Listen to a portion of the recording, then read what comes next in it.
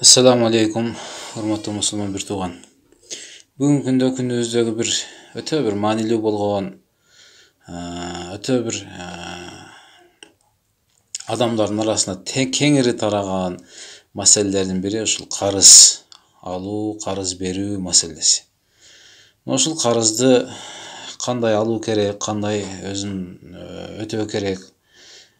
Бул боюнча Аллах Таала Кур'анда белгилеген, пайгамбар саллаллаху алейхи вассалам айткан, эгер Аллах Таала айтып атат, эгер силер карыз ала турган болсоңор, анда эки адамды күбө катары ээрчитип барып жаздырып койгула. Мен бул адамдан карыз алып жатам, силер күбө болгула.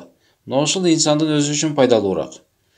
Анан бүгүнкү күндө мына ушул алдап, өзүнүн убагында бербей, ортодо бир ишенич кетип, анан эки мусулман бири-биринен карыз алып, карыз берүүдө ишенич кеткендиктен, анан ортого бир мусулман эмес болгондор же бир банктар, башкалар аралашып, арам иштер аралашып, анан биздин жашообуздан, ырыскыбыздан берекелердин кетүүсүнө себеп болуп жатат.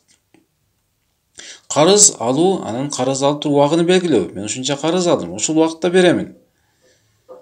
Бул убада. Пайгамбар алейхиссалам айтты, мунафыктын 3 белгиси бар. Мына ушул үчөөсүнүн бирөөсү, эгер ал убада берсе, убадасына каршы иш кылат. Турбайт убадасына.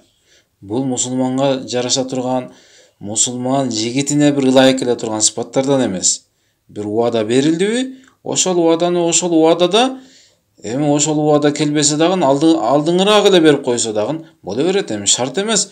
Мен карызымды ушул айдын биринде берем десе, эми ошол бирине жеткириш шарт эмес. Сиздин чөнтөгүңүзгө акча келди, мен биринде деген элем, ошол биринде берем да деп кармап отуруп, анан кийин ошол адам сизге чалып, анан сурап келип, мен ушул жердемин, аз бошобой калдым, күтө тур деп артыңыздан кубалап барып карызын албаш керек. Сиз өзүңүз ошондой болуп беришиңиз керек. Анткени өлүм сааты билбейсиз кайсыл убакта келишине, кыямат кайсыл убакта келип калат.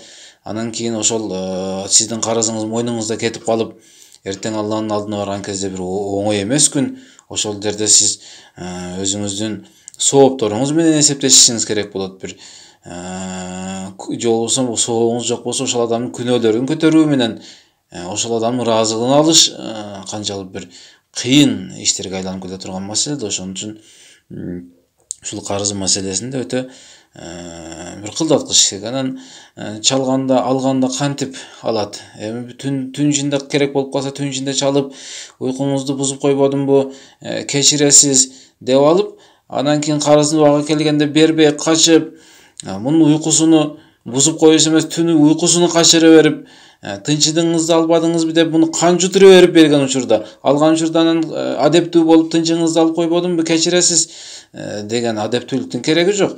Ошол шариатта кандай болгон болсо, бир ошондой бир өзүнүн ордунда убада бердиңизби, ошол убада менен алып келип өзүнүн ордуна өтөш керек болот. Аллах Таала айтты: "Я айюхаллазина аману тақуллах", иман келтиргендер. Иман келтиргендер, ошол Аллах Тааланын бар экендигине ишенгендер. Кыямат күнүнө, пайгамбарларга, китептерге, ошол имандын шарттарында айтылган нерселерди бар деп ишенген, кыямат болуп Аллах Тааланын алдына барып эсебимди берем деген ишеничи бар адамдар Кудайдан корккула. Ва куну ма'ас-салихин, чынчылдар менен бирге болгула. Өзүңөргө чынчылдарды дос кылып, өзүңөр да чынчыл болгула. Ал эми пайгамбар алейхиссалам өзүнүн хадисинде айтат: албетте чынчылдык жакшылыкка баштайт. Илал бир, жакшылыкка баштайт. Ал эми жакшылык болсо адамды тозокко жеткирет. Демек мына Аллах сактасын, бейишке жеткирет. Албетте бир яхди илал жанна, бейишке киргизет, бейишке алып барат, бейишке багыттайт. Демек бул чынчылдыктан башталат бейиштин жолу. Албетте бир киши чын туура сөздөрдү, сыддык болуп, чын сөздөрдү сүйлөйт. Ал Аллах Тааланын алдында сыддык болуп, чынчыл болуп жазылганга чейин.